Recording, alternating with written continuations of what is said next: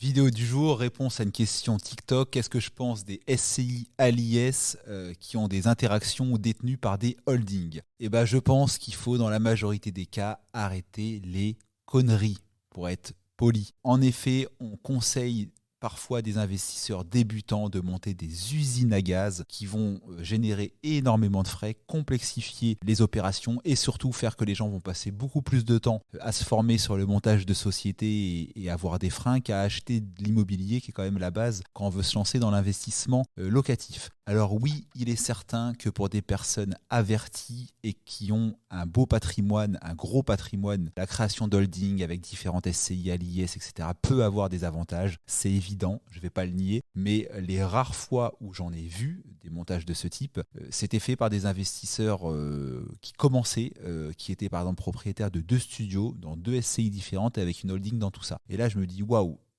quel est l'intérêt ?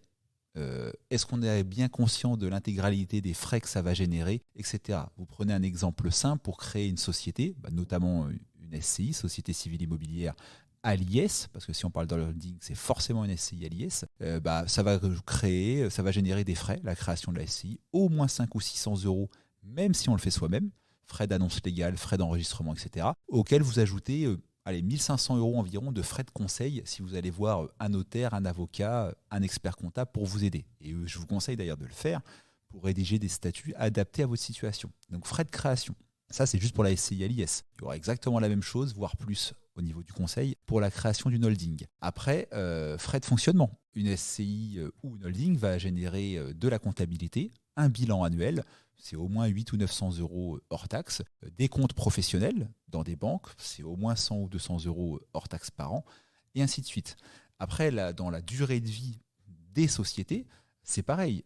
Il va y avoir des frais. Vous allez tôt ou tard être amené à devoir déménager le siège social de vos sociétés. Vous vous lancez dans l'investissement, vous créez une SCI à l'IS, vous devez créer un siège social et vous allez le mettre soit chez vous, votre résidence principale, ou soit, pourquoi pas, à l'adresse de l'investissement que vous achetez. Sauf que si vous êtes amené un jour à vous séparer d'un des 2 biens immobiliers, et ça va forcément venir, on déménage de sa RP plusieurs fois dans sa vie, ou on vend des biens locatifs, il faudra déménager le siège social de la SCI ou de la holding, et ainsi de suite. Et ça, c'est loin d'être gratuit. Je l'ai fait il y a 2 ans, j'ai dû déménager le siège social d'une de mes SCI, c'est encore une fois 600 ou 700 euros de frais. Parce qu'il faut une annonce légale, une déclaration, et ainsi de suite. Et si du coup SCI plus holding, plusieurs sociétés, tout ça, vous le multipliez par le nombre de sociétés. Pour finir, à un moment, vous voulez clôturer une société, notamment une SCI, parce que vous avez vendu le bien immobilier qu'elle détenait, et vous dites que celle-là, elle n'a plus de raison d'être, il faut savoir que clôturer une SCI coûte plus cher que de la créer. Il y a plus de formalités. Il y a encore une fois l'annonce légale, etc. Et donc, cette petite vidéo du jour en réponse à un commentaire TikTok est là pour vous dire que l'immobilier, au début, il faut que ça reste simple. Le plus dur, quand on veut se lancer dans l'investissement locatif, c'est de faire le premier. Donc, le premier, faites du simple. Faites de la location nue. Pourquoi pas de la location meublée qui a certains avantages et aussi des inconvénients, j'en parle dans d'autres vidéos.